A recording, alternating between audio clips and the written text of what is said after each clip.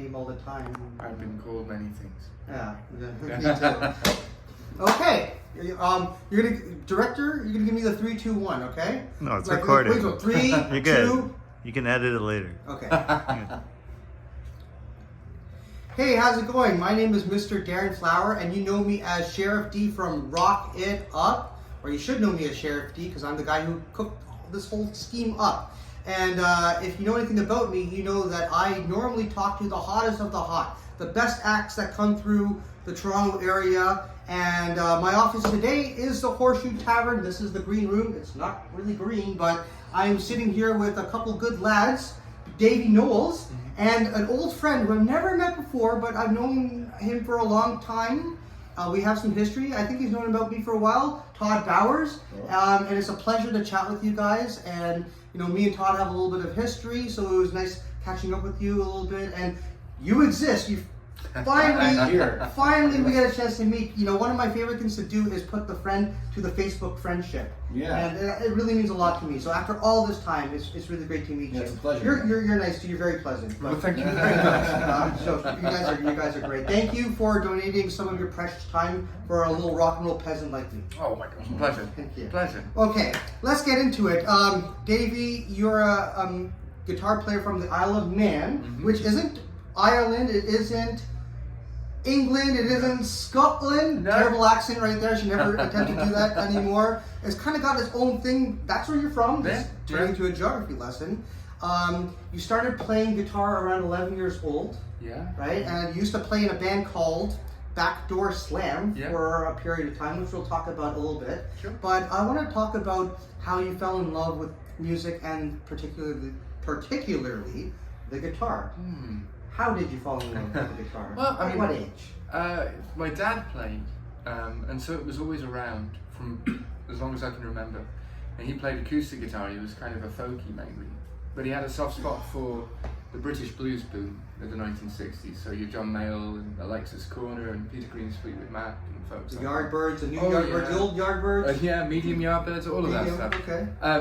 But so all of that stuff was playing as long as I can remember. But it was really when I was 11, yeah, and I was in the car with my dad, and he played me cassette tape of Sultans of Swing by Dire Straits, and that was kind of game over for me.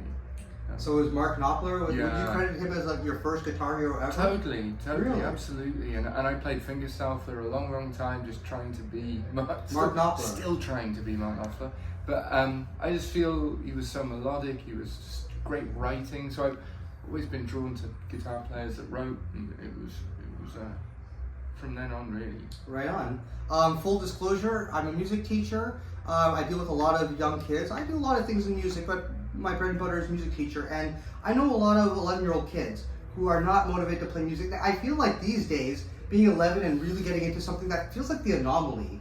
At least in Canada, I know there's more people in the States where Todd's from, so he probably might disagree with that. I don't know, but I feel like 11 years old, and a lot of kids, they don't really want to do that. It's a different ballgame. We're roughly around the same age.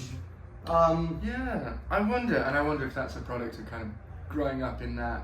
Today's issue grey today. area. All the devices, having a A lot of tablet at the age of distraction. 2.5 and such. I'm sure that affects that in the negative. Xboxes. Yeah. And Xboxes, Yeah. Y boxes, Yeah, lock boxes. I was never any good at that or drawn to any of that. No. So yeah. Okay. No, it was a. I think it was probably a better time for people to learn music because they didn't have all these distractions. I mean, if you had a cell phone at that time when you were 11, perhaps that would have been a distraction for you, and you wouldn't have put all this time and effort into getting really good. I would assume. Well, I can only really speak from my own era and my own experience. I don't know what it's like to be 11 years old right now, but when I also don't. I didn't have YouTube to learn from. It was still CDs, records. It was still Tab and CDs, and guitar yeah. magazines. Listening, and very much so other people in the community to ask them. And you have, I remember I was reading a little bit about you preparing for this, and you have the ear where you could, hear a tune and kind of lift it, sort of, right? Yeah, after a while I kind of developed, I think anyone would, that, you listen to so much stuff and you start to see the patterns. Well, that sounds like doing that and then adding something else, you know, and so you can at least get halfway before you figure out what something else is. And so you build a vocabulary like that, maybe, so that when you hear something, some of it sounds familiar enough to work it. Yeah. So 11 years old, young little guitar nerd, and I say that with a lot of love and affection, of totally course. true. I was the same way too.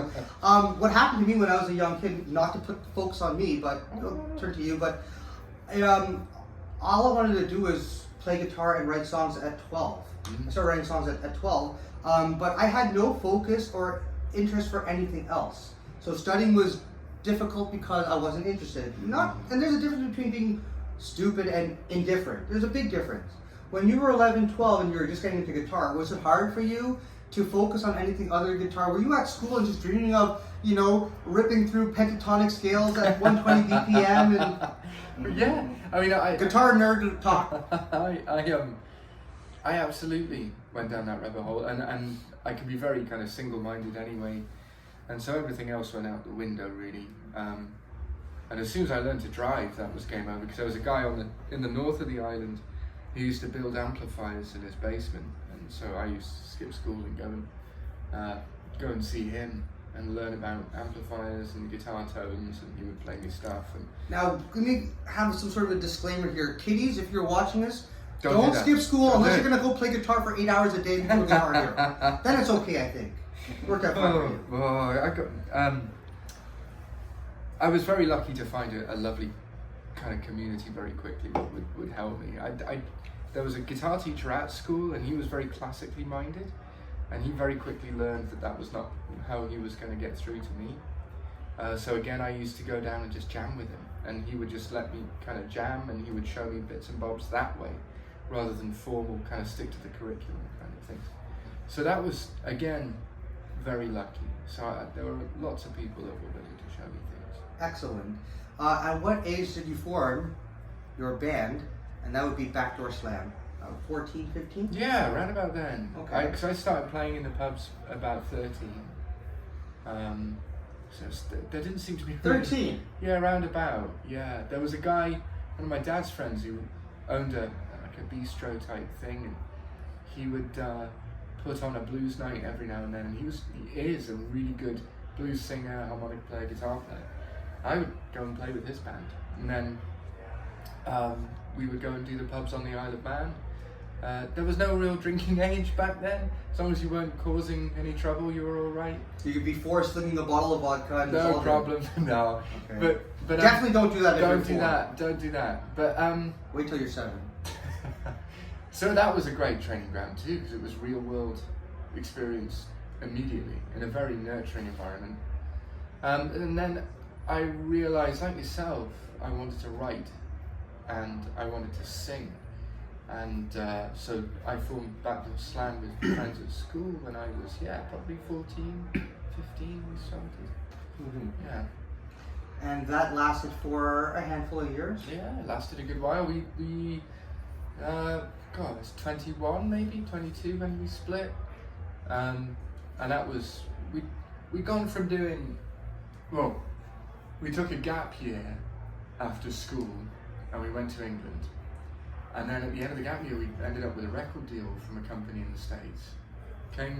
Toronto was actually the very first city we played in North America. I was wondering if you ever been here before. I thought for sure not quite. I actually thought long time ago. Long time ago. Yeah, we played the Rivoli, and that's just right down the street. Is it? Yeah. And we played Horseshoe as well. I'm sure we did. But we went basically from that gap year. Our first major tour in the States was opening up for Leonard Skinner and Kid Rock, and doing huge arenas, and which was an amazing... Sorry, this was with Backdoor Slam? Yeah, we were 19. And so it was an amazing stroke of luck. Right place, right time, total luck. But it also kind of fractured the whole thing, I think, in that you're playing pubs 1 minute, you're playing arenas the next, and you had to adjust very quickly. And I don't think it survived that. But it was an amazing education, an amazing experience. It was just a dream, really. Only a handful of people at that age get a chance to, open up God, their skin. and there are so many people out there far more talented than we are that never get that chance. And so it was kind of a, you got to see that as a slight responsibility to take advantage of the chance, because it was literally handed to us. It felt like we hadn't earned that. Wow. It was amazing. Okay. Well, here's a question. Well, it turns out I have quite a few for you. Backdoor Slam versus Davy Knowles band. Okay. One actually has the community name Backdoor Slam versus like your name. Mm-hmm. Is there pros and cons? I imagine there is. Huge. I'm hoping maybe you can discuss, one situation versus the other. Being in a band and not naming it after yourself versus, being in a band and naming it after you. Yeah. What would be the pros and cons of that? Well, gosh.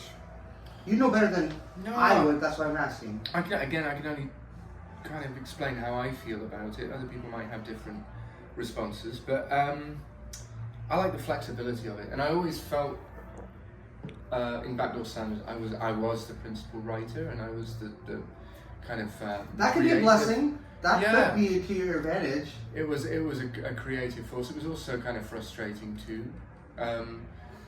So that was part of, I don't know, the reasoning to go on my own was I wanted the freedom to be able to do other things, and I felt like I couldn't really do that or get that from those guys. As much as I loved them as people and playing with them, I felt like I wanted to go off and do an acoustic thing. I wanted to go off and have go play with Hammond organ, go do something different, and that constraint wasn't good. Was that because they were all like rock guys? No, not so much. Horns? Just that they didn't particularly. Well, I can't speak for them, but I felt like I didn't particularly feel like the thing was going to change. This is what it was. This is how it was. I felt like I had to constantly drive the bus, and that's kind of a tiring situation sometimes. Okay. I enjoy going out. I enjoy having steady band with Todd and Mike. That is a huge blessing for me. But I enjoy the freedom that going out under my own name gives me creatively. Okay.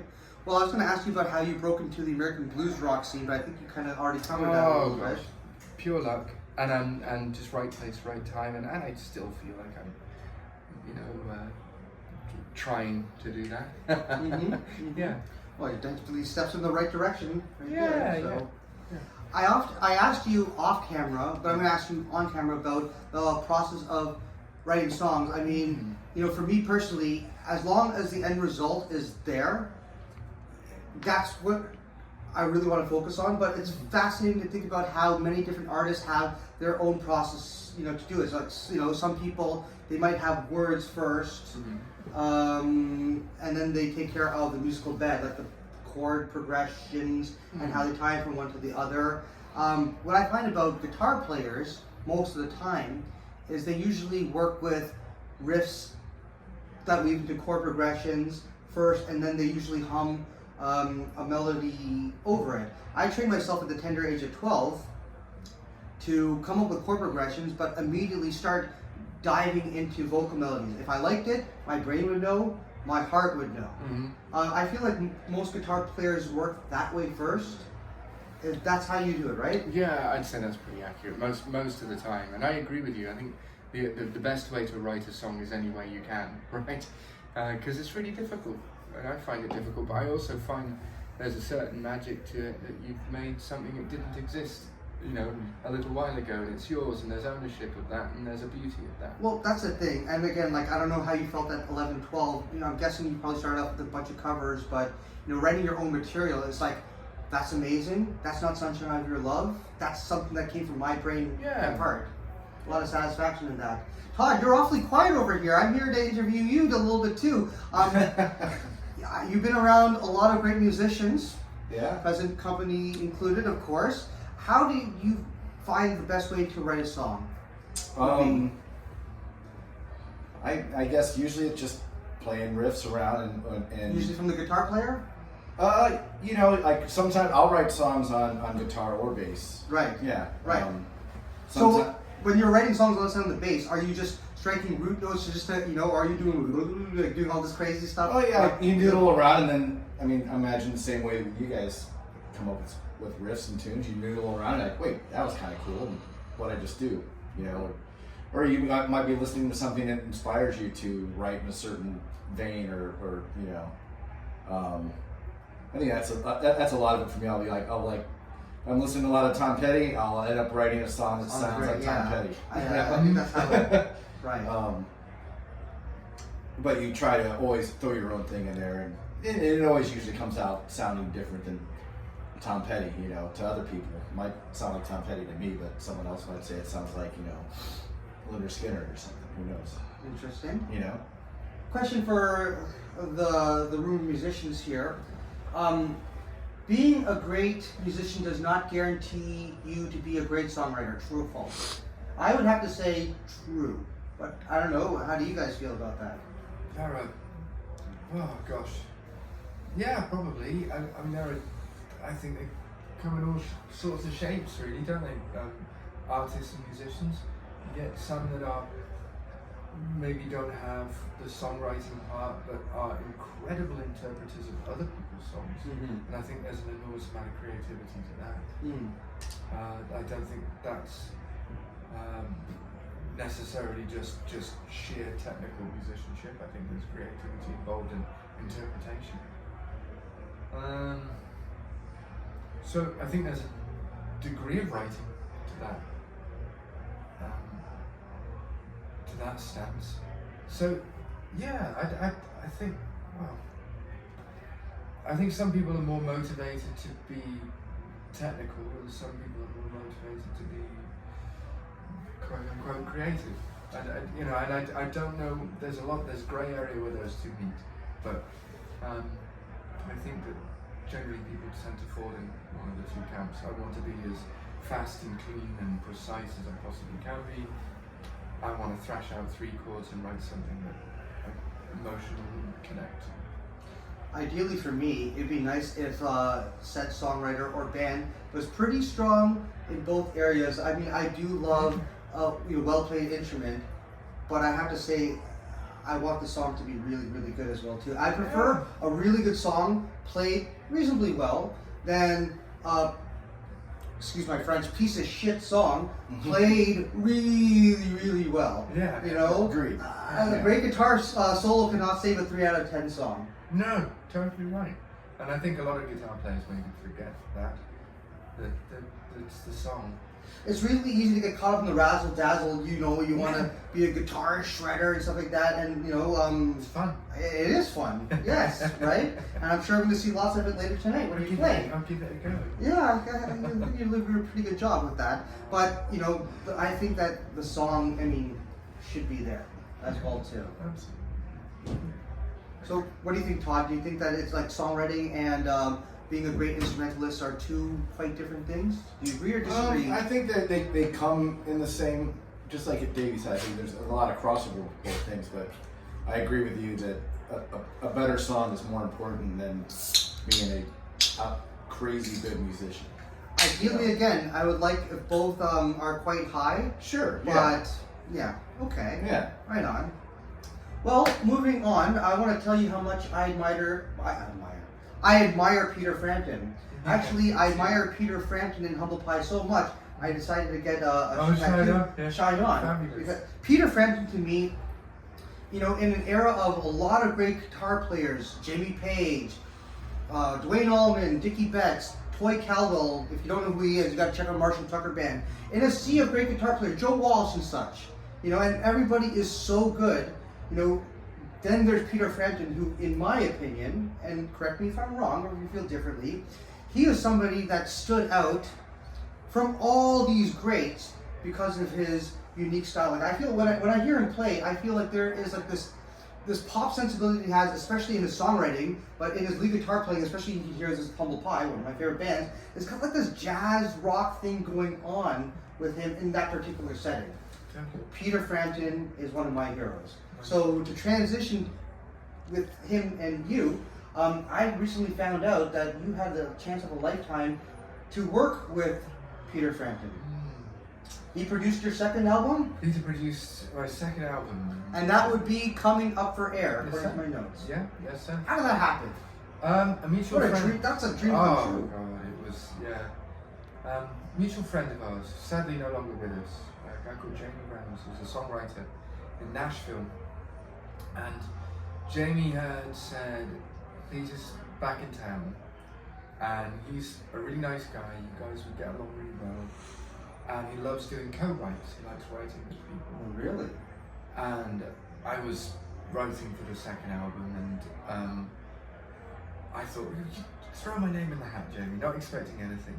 I got a call from Peter, and I thought it was a joke, as it normally goes, right?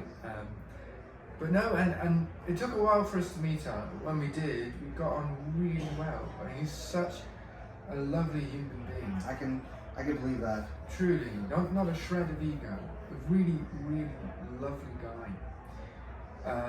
And incredibly generous with his time and his knowledge.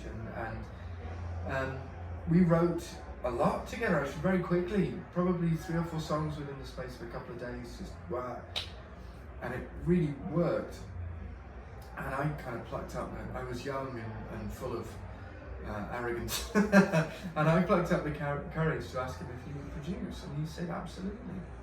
And that was a complete dream. And I remember kind of walking, there was one particular day in the studio where we were doing solos, and he's on a few of them, and I just remember thinking, after watching him, if I could play like Peter Frampton's outtakes, I would be the happiest guitar player, because he's so melodic and he's so tasteful and so unique and so different. There's no choice, and he works very hard to get it right.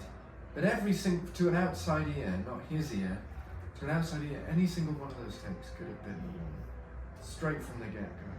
But he was after something in particular, and he chased it, and he got it every time. And he very quietly and very gently taught me an enormous amount, and he's just a lovely guy, and I'm still in touch. He's brilliant. Oh, really? Yeah. Okay. Perhaps you can share me his email so Oh, I can sure. start bombarding him. He's my next up. What? No, I'm joking. Half joking. That's wonderful that you got a chance to connect with him and still in touch. He's a That's wonderful great. man. That's Wonderful. great. I have a special friend. Her name is Tanya Marriott, and her dad was my favorite rock singer of all time, Steve Marriott. There's a lot of great singers out there. What a force of nature he was. Yeah, this small little body with 5'5", 100 pounds, soaking wet, holding a brick. What a big voice, Yeah. you know. And the thing with Peter Frampton is, like, you know, there was Greg Ridley, there was Steve Marriott, and Frampton, and all 3 of those guys had great lead singer voice and very distinctive tones from a part. Steve was the boss of all bosses. He was probably the best one. Formidable. Yeah, exactly. But Peter has a great voice. He's perfect. It's absolutely perfect, and just an amazing writer. He's absolutely everything. Did you have Frampton albums growing up? You did? Of course, yeah. Frampton's Camel and Frampton Comes Alive? Yeah, of course. Okay. And Humble Pie, Rocket the Film. Yes. It's absolutely yeah. Uh-huh. It's wonderful. Okay. Well, you've had a chance to share the stage with a lot of greats over the last 20 years. When this is all going down, especially you're so young, how did you manage to keep so cool? And, you know, you got to go up on stage, you know, opening up for your heroes. There's thousands of people in the crowd. How do you, and even to this day, how do you normally keep cool? I don't. Well, I didn't see you chain smoking cigarettes before this interview. I can tell you do that, but I get nervous. Of how course. do you deal with that? Lots of pacing. I don't know. There is an element that kicks in of taking, instead of nervous, frightened, and turning into nervous, excited. I think there is a switch there. You've got to learn how to do that. But also, I think there's a bit of an element, and maybe this is kind of a product of work ethic, of go and do your job, and go and do it the very, very best you can. Doesn't matter who is watching, or who, if there's 5 people or 500 people or 5,000 people, it shouldn't matter. think it should matter that you can walk off of that stage confident that you've delivered something worthwhile.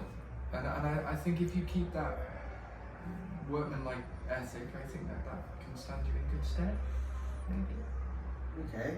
Todd, I mean, playing shows almost every day, like Todd's been doing for 25 years or a little bit longer.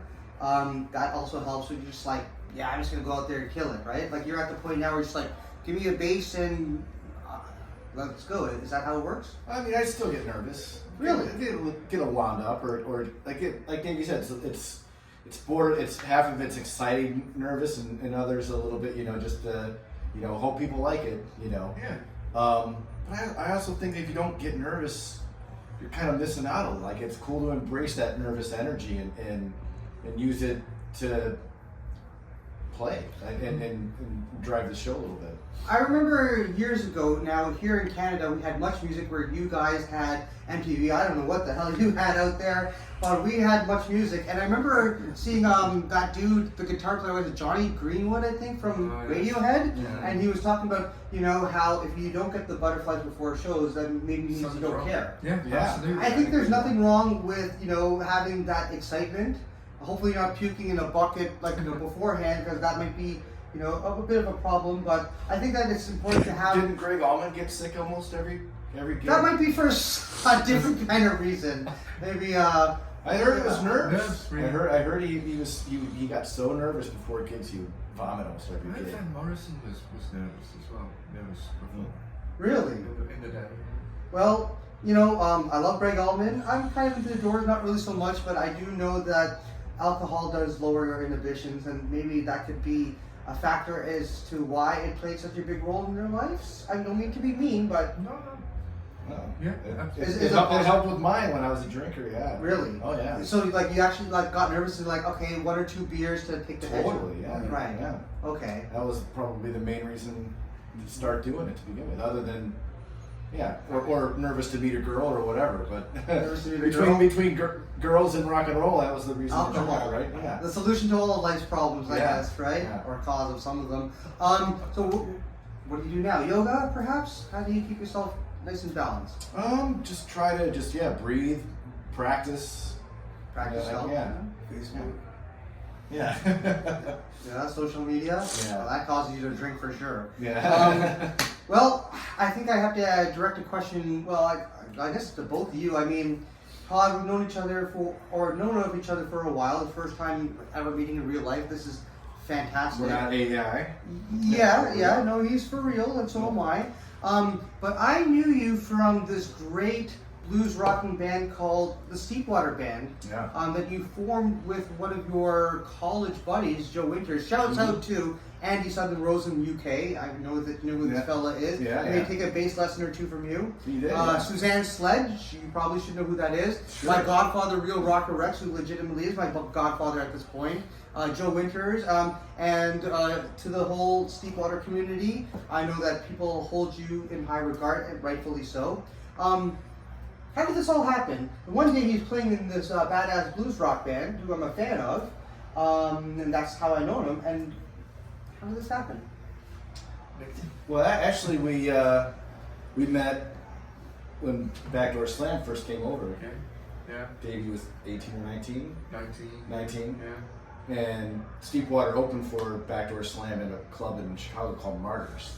Sorry, what year was this? 2007. Yeah, I was to say, 2007. Wow. They had stamps on their hands that they couldn't drink, and we were all pounding beers backstage, and they were sitting on Does a that couch. happen backstage, really? Huh? Does that happen backstage, really? Drinking Driving beers? beers? Oh, yeah. Yeah, I guess it does. And they were just like, I remember them sitting like on the couch, like 3 guys across, like kind of like, no, we can't drink. Yeah. But the place was packed, and you guys had a killer show. XRT, I think, promoted it, and yeah. You met in 2007, but when did you exit Steepwater? I want to say That was 2018. 2019, 2018. Yeah. I was supposed to see you guys. Me and my wife, who you met a long time ago in Spain, Leticia Garcia Navarro. Hello, sweetie. She was here. We were actually, she's not here right now. Yeah. She's a mom. Mhm. He's a dad. But we were actually flirting with the idea of seeing you in 2018. So you were definitely in the band at the time in Michigan, because we needed to cross over the border. I won't get into the details about that kind of stuff, but we flirted with the idea to watch you guys play. It might have been because I think around that time we were doing a lot of shows with Davy at Callahan's. Was it Oh yeah. in Michigan, around the Detroit I'm not area, exactly right? sure what. I imagine it was probably around Detroit, right? I'm guessing it was probably around there because it's a big state, and Detroit's not that far from the Canadian border, or Sure. Windsor and Sarnians. But Yeah. but yeah. So you guys, We rekindled in like what, maybe 2016, 2015, Yeah. when you signed with Intrepid, and we were on the same. Steepwater and Davy were on the same agency, We did a lot of shows. so then we started playing a lot of shows together Yeah. around that time. My regular bass player at the time could make some shows, and I saw that Steepwater weren't playing on that same date, so I shot Todd a message, see if he was available to come and fill in on some shows, and yeah, came in, and then came in full time shortly after that. okay. Yeah. Fast forward to August 14th, 2024, Toronto. We're going to have Todd and Davey rock it up for us in maybe a couple Mike. hours. And Mike. Yes, so let's get this handsome fellow in here. Mike. Wearing a Christmas shirt. You're not going to see them again. I'm sure they'll be back. Yeah, All right. I There's always don't a know. way to find to get somebody back. Like Black Rose are back. You never thought that was going to happen. Well, but when your throat's done, right? Yeah, I guess so. Unless you have some miracle healing, you never Yeah. know, right? Never know. We never know. Never I know. mean, Stem medicine. cells. We have medicine. Yep, stem cells possibly. It might take him a minute, you know. Stem cell I hope to tolerant. God it gets better for him though. Yeah, I've learned to say never. That's one thing. I mean, I've seen the unfathomable happen, and it's just, it's just such a crazy world to live in these days. So I say never. You never know what's going to happen. They might be back, but for the time being, they're definitely done. Yeah. Well, you know who's not done? My main man, Davy Knowles here. In fact, rumor has it that you came out with a new album last year. You want to talk about it a little bit? Oh yeah, and we've got a new one coming Why out. not? Oh yeah. So last year I did an acoustic album. I mentioned my dad earlier. He was a big folky, and I grew up listening to a lot of Bert Jansch, John Renbourn, and Davy Graham, Martin Simpson, Richard Thompson, players like that, acoustic English guitar players. And really during the pandemic, I'd been listening and playing a lot of that stuff. So I came out with an album of songs influenced by more the acoustic English side of things. And then we finished an album in March, full band record that's coming out in November. So yeah, it's been really busy. New single just came out. New single just came out. Another one coming out beginning of next month. Yeah, it's been busy, and I'm excited to finally have a new band record out next. It's been a while for that, so A rocking record. Oh, I can't wait. Music to my play lots ears. of new songs tonight. Do lots of Wonderful. Music to my ears. And speaking of music, what do you have to say to anybody who has not seen a Davy Knowles show? This is my first one. I'm going to confess. I'm going to be honest with you, okay? This is my first one, and I'm very excited, okay? What am I going to expect? What are people who've never seen you before tonight in Toronto? What should they expect? Well, my favourite music has always been kind of honest, lack of pretension, kind of just go for it, bluesy rock, and I think that's probably the best way to describe it. It's just kind of old-fashioned 60s, 70s feeling. There's a lot of 145-ish kind of stuff? Not really, no. I love traditional blues. I love it, and it's nice to throw one in every now and then, but Agreed. a lot of my favourite blues players took that genre and did something else with it, with those influences. I mean, even Clapton, if you look at the successful songs he's had, are always blues influence, and he's always been so transparent and I think quite modest in displaying his influences. But he's also done his own thing with it, and I really, that's where I connect to that style of music. So it's always blues influence, but it's maybe not always talk about 145 stuff. Right on. The odd one here and there is good fun. Uh-huh.